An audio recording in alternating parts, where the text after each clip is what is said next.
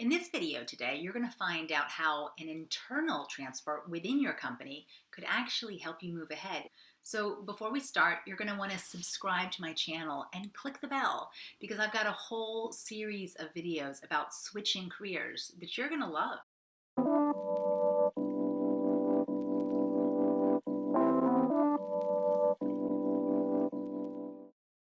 Now, not only on this video will we explain why transferring to another department could be a great career move, but you're also going to find out if your current employer is actually the best place to do this, or if you should move to a different employer with far better opportunities.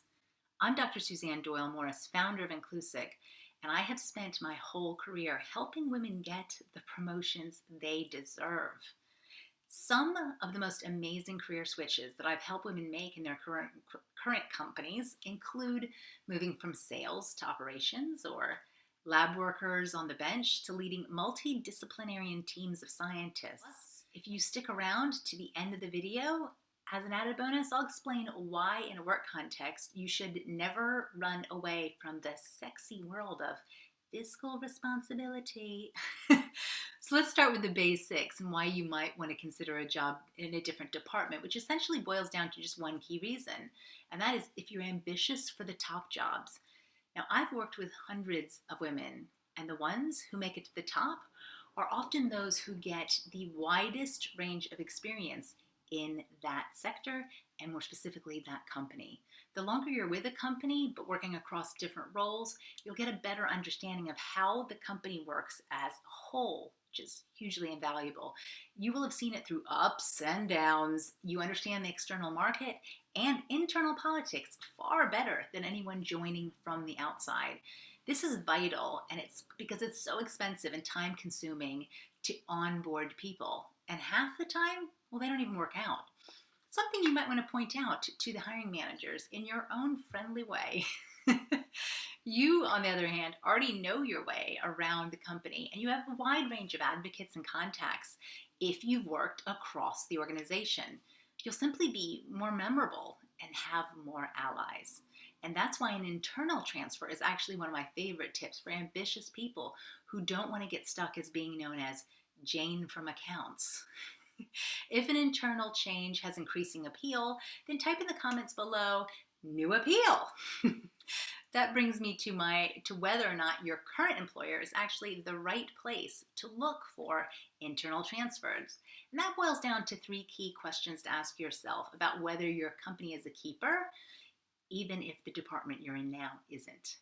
So is the company a good long-term employer with great benefits? This is clearly one of the main reasons to stay, but moved to a different department.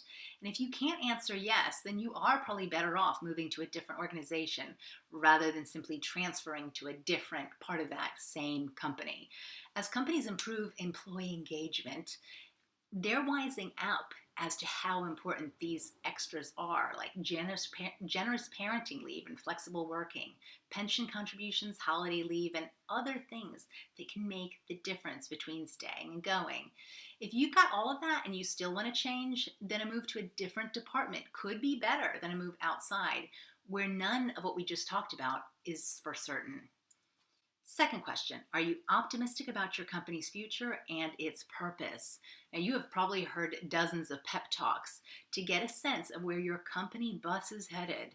Is the company, and more specifically the team you're in, growing? And importantly, do you like where the bus is headed? If so, stay in that company, but switch to a different department when you want a new challenge.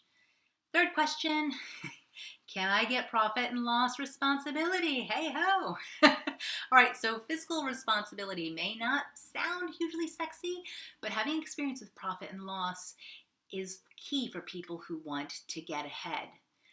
The most common objection I hear when talking to C-suite leaders about candidates is when someone has a lack of profit and loss experience. They want someone who knows their cash flow from their balance sheet. And this particularly affects women. Women are often less likely to seek out these roles or be in them in the first place. If you're ambitious, and clearly by watching this video we know you already are, then having profit and loss experience is something that you'll need to develop on your way to the top. So get into a role or department where you'll get these skills. If you're ready for the next career challenge, then you're going to need my free download, How to Get a Promotion in 8 Steps. It is jam-packed, full of tips that are going to secure that transfer and ultimately that top job that you're aiming for. If this has been helpful, make sure you like it and subscribe to our channel because it is the best way to show us that you want more videos. I hope this video has helped you decide on whether you should stay or even you should go for your next career challenge. And if so, let me know in the comments. If you've decided either way, give me a thumbs up. And if you're still a bit stuck, then let us know how we can help. I hope this video has helped your career, whether you decide to stick around or even jump ship. Good luck, and remember, no one cares about your career as much as you do.